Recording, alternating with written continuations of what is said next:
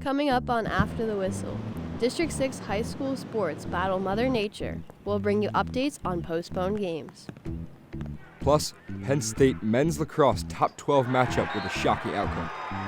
And Penn State football nears their annual blue-white spring game. All that and more coming up on After the Whistle.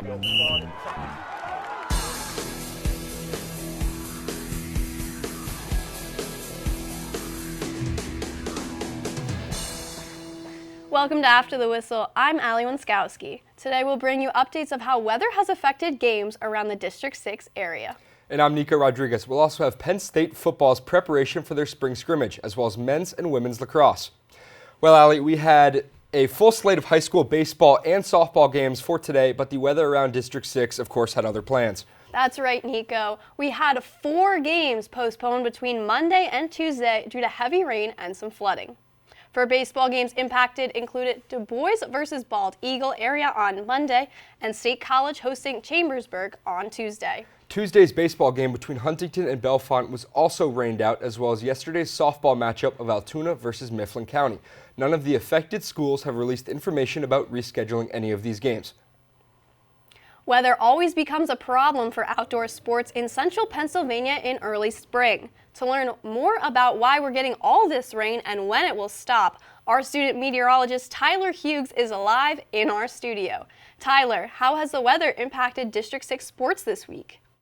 Thank you so much, Allie, and thank you for having me on After the Whistle. It's great to be here. And the rain has certainly impacted the sports this week, as you saw in the many different games that have been canceled. Multiple inches of rainfall just over the past 24 to 48 hours or so around District 6. So these are the observations here from State College. Now, we take these at Walker Building, which is over in West Campus at Penn State. Since midnight tonight, or last night, we've had over an inch of rainfall, but yesterday we had 2.12 inches of rainfall. So when you combine yesterday's rainfall and today's rainfall, we had over 3 inches of rain, and that's why we have a flood watch in effect for the vast majority of the region until tomorrow morning, the possibility that we could still have a little bit of flooding. And we also have a couple of flood warnings dotted about here as well. Those are for some smaller, flooding in rivers, creeks, and streams that may be overflowing their banks. So it's certainly something to keep in mind. But if you've just seen some of the fields on campus over the past 24 hours or so, you know that there's significant ponding and flooding ongoing, and the rain threat is not over. The most significant rainfall has since pushed out of the area, but we still could get another 0.3 of an inch or more of rainfall in State College by Friday morning. Much more off to our north and east as well, where some locations could get up to an inch more rainfall. So this will continue to impact games not just here in District 6, but across the state, Allie. And that's why we're called Happy Valley, not Sunshine Valley. Thanks, Tyler. Let's head over to State High, where the Little Lions hosted the Carlisle Thundering Herd for some boys lacrosse. The Little Lions jumped out to a 4-1 lead in the first quarter when Cooper Brushwood gets this pass behind the cage, settles in, and then turns on the Jets to get the top side and bounce one past Caden Plank, making it 5-1. Early second quarter, Brushwood feeds Owen Kissinger on the cut, but Brushwood just getting started. Little Lions lead it 6-1 now. The rain couldn't cool off Brushwood as he goes for the face dodge, gets his hands free, and scores on the bounce. He had a monster game, finishing with 7 goals and 4 assists. Still in the second, State High gets the turnover, and Colin Murphy jumpstarts the breakout to set up Brushwood 2 cones to Ben Holleran for the tic-tac goal, making it 8-1 back of the net right there. The rain wouldn't let it go, though, but Carlisle would continue to play the game, and they'd get one back late in the first half as Isaac Beals takes the underhand rip along the turf, making it 9-2. Second half, Blank takes it himself to start the clear and finds Wade V. Oral, who doesn't love a long pole, getting in on the offense as he fights through check after check and buries the step-down shot. With the blowout on the fourth quarter, State High got its freshmen involved, and it was Loretto to Loretto as Luke fed Charlie for the goal. Loud cheer from the team. The Little Lions were on cruise control the whole night, taking the 20-4 win. Carlisle falls to 0-5 and will take on Gettysburg next week at home, while State High stays undefeated at 4-0 and will get ready for its tilt with Cumberland Valley at Panzer Stadium tomorrow. Staying in the world of lacrosse, Annika Wagner is live in State College to see how multiple games have been postponed by the rain. Annika? Well, Nico, I would love to be talking about sports right now, but as you can see behind me, all we have here is rain, rain, and more rain. The constant rain this past few days have forced games to be canceled and postponed left and right. 5 of the high school games we were supposed to cover this week were either canceled or postponed. We were able to get in touch with State High's athletic director, Chris Weekland, and talk to him about how schools deal with the challenges brought on by this unpredictable weather. He said it's tough. They have to think about not only their weather, but also the availability of their opponents and staff, as well as transportation. It means playing multiple days in a row and often doubleheaders. He said he told his teams they have to be, quote, be comfortable being uncomfortable. And this weather is not just affecting sports. Schools across central Pennsylvania have been forced to close early due to flooding. In Center County, there's currently a flood watch in effect through Thursday. Nico, all I have to say is these April showers have better bring May flowers. Reporting live for After the Whistle, I'm Annika Wagner. Now back to you guys in the studio. Thanks, Annika. Coming up after the break, we'll show you highlights from Penn State's softball win against Maryland this weekend. Plus, we'll have highlights from Penn State's men's and women's lacrosse. But for now, here are some of the scores from around District 6.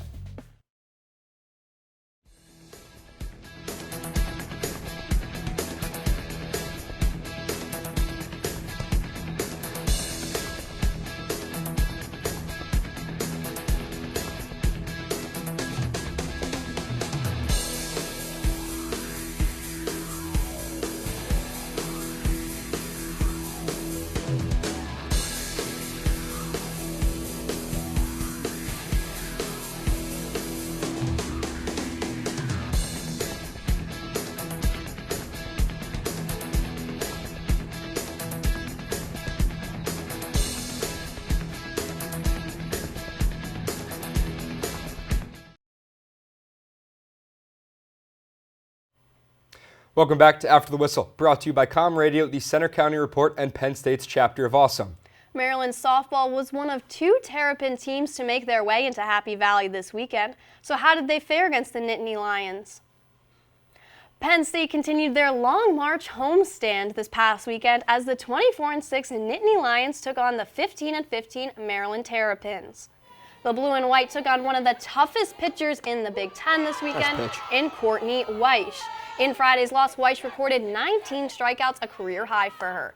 Penn State would need their offense to come alive if they wanted to come back and win the last 2 games of the series. Nice hit. The Nittany Lions fell into a 5-1 deficit early in Saturday's game, but the blue and white would come back to win 9-6. It was Gabby Garcia who was finally able to hit off Weish with a solo home run to seal the game. She'd make her way around the bases, one of the 9 runs for Penn State that day, as they would celebrate their win. Sunday's matchup had Maddie Volpe in the circle for Penn State's pitching 6 innings of no-run softball. Opposite of her was Courtney Weish back in the circle. Sunday's game went 12 innings with no end in sight until Liana Jones hit a walk-off double to score Maddie Gordon and win the game for Penn State 1-0. Penn State moved to 26-7 and will take on the Nebraska Cornhuskers this weekend in Lincoln. After dropping 3 games to Illinois over the weekend, Penn State baseball is back at Medler Field for a weekend homestand against Northwestern. The Nittany Lions were scheduled to face Bucknell yesterday, but rain postponed that matchup. Sitting at 13-12 and second to last in the Big Ten, they welcomed the 10-15 Wildcats, who are last in the conference. On Easter Sunday, Penn State hosted Big Ten opponent and number 12 ranked Maryland in their whiteout game. It was a battle between Big Ten foes as the captains will line up there, and we'll start in the second quarter. TJ Malone scores a hat trick. Penn State's leading 7-2. Still going now to the second quarter, Jack Frazione would hop like the Easter Bunny here after a great save from his ankle. But here comes the Terps. Penn State would be silent in the fourth quarter as Jack Corris scored his final of 4 goals on the night. Maryland's last goal would come from Daniel Kelly as the Terrapins would upset the Nittany Lions 13-11. The Nittany Lions would fall to 7-2 and play at Johns Hopkins on Saturday. Cassie Vaselis was at Panzer Stadium Sunday to witness Maryland's upset. Cassie, how did the Terps pull this one off? Well, Allie, Maryland got its 5th straight win over Penn State after they were able to capitalize in the 4th quarter to break the Nittany Lions' hearts. Let's take a look. On Easter Sunday in Happy Valley, the Nittany Lions hosted their first Big Ten opponent of the season in Panzer Stadium in whiteout fashion. Penn State came out hot in the first 30 minutes of play against the number 12 Maryland Terrapins as Matt Traynor would score to extend his goal streak to 9 of the season, and TJ Malone would notch a hat trick to put him at 20 goals on the year. Coming out of the half, the Nittany Lions were leading 8-4 with Jack Friesion, the goalie, having a phenomenal performance. Now the Nittany Lions would end up losing their momentum as the Terrapins came out with a big win. Frasian would make key saves for the blue and white and ended the night making 16 saves on 29 shots. But that would not be enough to stop Maryland. Just a lot of self-inflicted wounds tonight that we as a coach, I as a coaching staff, got to look at because probably goes on me. Some of those self-inflicted wounds included face-offs. In the 4th quarter, Penn State lost 7 out of 8 face-offs, which would lead to the Terrapins scoring 6 straight goals in 8 minutes to take the lead. Offense would only have 3 shots the entire quarter, and when they had the ball, they would fumble for Maryland to take control. The blue and white would end the game with 17 turnovers. This was Penn State's first loss since February 3rd, and they would now look to rebound with 3 games left before the Big Ten tournament. Just pick up the pieces and get ready for our next opponent, which is going to be a really tough one on a short week of preparation, and can't feel sorry for ourselves. We just got to keep going. Penn State falls to 1-1 in Big Ten play and 7-2 overall. They will play Johns Hopkins next, and then they have 2 more Big Ten opponents, Michigan and Rutgers. For After the Whistle, I'm Cassie Vaselis. Now back to you guys at the desk. Thanks, Cassie. We'll stay at Panzer Stadium as the women's lacrosse team hosted Vanderbilt. Yeah, Allie, this game took place this afternoon. Let's see how the Nittany Lions squared off against the Commodores. It might have been a rainy day, but that didn't dampen the spirits of the Nittany Lions. Coming off a loss to Ohio State last week, Penn State was ready to turn things around. Kristen O'Neill passes the ball off to Gretchen Gilmore, who fights through the 8 to score the first goal of the game, 1-0 Penn State.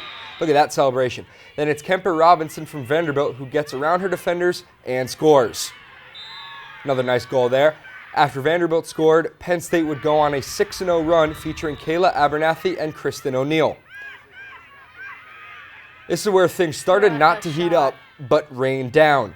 Vanderbilt was able to make a 4-0 run in the 4th quarter, but Penn State would end up taking the win 12-11. Penn State improves to 7-5 as they take on Michigan on Saturday for Senior Day. Vanderbilt falls to 6-5 on the season and continue on the road to Old Dominion.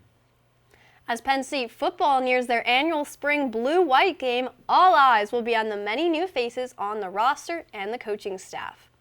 The additions of former Ohio State wide receiver Julia Fleming and Wisconsin offensive lineman Nolan Rucci would give Andy Kotelnicki some much-needed help in his first year as offensive coordinator. After Manny Diaz Jr. departed for Duke, Tom Allen left Indiana and joined the Blue and White as its new defensive coordinator. For Fleming, he said it was 50-50 whether he would turn pro or transfer and play one more year. I just felt like I still needed one more. I needed one more year to really prove to myself who I am and prove to other people who I am. So that's why I was really excited to, come here. And The blue-white game will take place on April 13th at 2 p.m. in Beaver Stadium, which will be the first time fans get to see the team's new faces. With more now on those new additions, we welcome in Com Radio's Penn State football insider, Alex Rocco. Alex, thanks for joining us. What can Penn State fans expect to see this year from the new faces? Thanks for having me, guys. But Penn State addressed their needs in the transfer portal, starting off on the offensive end with wide receiver Julian Fleming, and you can expect a veteran presence in that wide receiver room. He's a guy who's had a lot of production with the Buckeyes. He tallied 80 catches, nearly 1,000 yards, and had 7 touchdowns with Ohio State. So expect a veteran presence alongside Keandre Lambert-Smith and Trey Wallace. They also added key depth on the offensive line with former 5-star transfer Nolan Rucci. He's a guy who's expected to come in and compete right tackle. And staying on the defensive end now, that Penn State added 2 cornerbacks, one a veteran in Florida transfer Jalen Kimber, who's really come in and done a nice job acting as a veteran presence to a lot of the younger guys, which leads me into the next transfer, A.J. Harris, who James Franklin was asked about him last night, and he raved about his athleticism and his ability to play cornerback, the nickel corner position, and safety. So expect a lot of versatility from both Kimber and Harris. With teams like Washington and UCLA joining the Big Ten and making their way into Happy Valley, how does James Franklin prepare for these teams, Rocco? Well, I think what you can expect with these new teams coming into the Big Ten is Penn State to continue to keep the main thing, and that's something that James Franklin has said in almost every single media availability, whether it's they're playing Washington this year at home, traveling out to USC, or having UCLA here at Beaver Stadium. Penn State's going to treat each game like each game, but yes, the new teams from the Pac-12, they're going to add a lot more offense, and I'm excited to see them match up against the blue and white. Lastly, how much growth have you seen from Drew Aller since the end of last season, and how much of a jump will he make in his second year as starting quarterback? Well, I think under new offensive coordinator Andy Kolodnicki, Drew Aller has really taken that next step in the spring, and we've seen him use his legs more. As Penn State's practice a lot of mobility, every practice they go through ball security drills, and that's something that both Kolodnicki and Franklin like to highlight. But for Drew Aller, he said today that he's showing his more competitive nature in spring practice, so expect Drew to play with more of an aggressive edge in 2024. Thanks, Alex. Now we'll take a look at our top plays from around the area. At number 3 on our list, we arrive here at the 12th inning where Penn State's Leanna Jones gets the ball on the barrel, sending it down the line to win 1-0 over the Terrapins. Some certainly happy celebrations there for the team as they run over to second base and congratulate Leanna Jones and themselves on the victory. Now coming in at number 2 on our list this week, we take a look back at Carlisle versus State High, where the ball is sent to Cooper Brushwood and rolled right to Trey Combs' stick, who hands it off to Ben Hollern, who finishes it for a goal. Really nice celebration there, really nice passing. Let's take it back again. Here it goes, tick, tack, boom, what a goal. Shot. Just again beautiful. With the celebration there.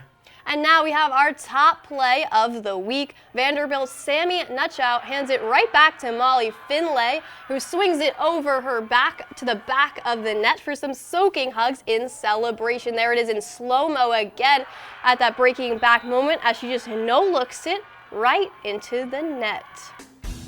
So Nico, we certainly had some wet weather this week. What did you do to fill the time? Yeah, there was definitely a lot of wet weather this weekend. So what I really did was hung out, studied, did some homework, got studious, and of course prepared for the show. What'd you do? I had a couple exams. I was supposed to go to Dollar Dog Night, but it got rained out, so I just got some time off. That's all from this week's edition of After the Whistle. Tune in next week for more coverage of District 6 and Penn State sports. I'm Nico Rodriguez. And I'm Allie Winskowski. For more updates about our show and our coverage of the games, follow us on Twitter and Instagram at ATWPSU. We'll see you right here back next week on After the Whistle.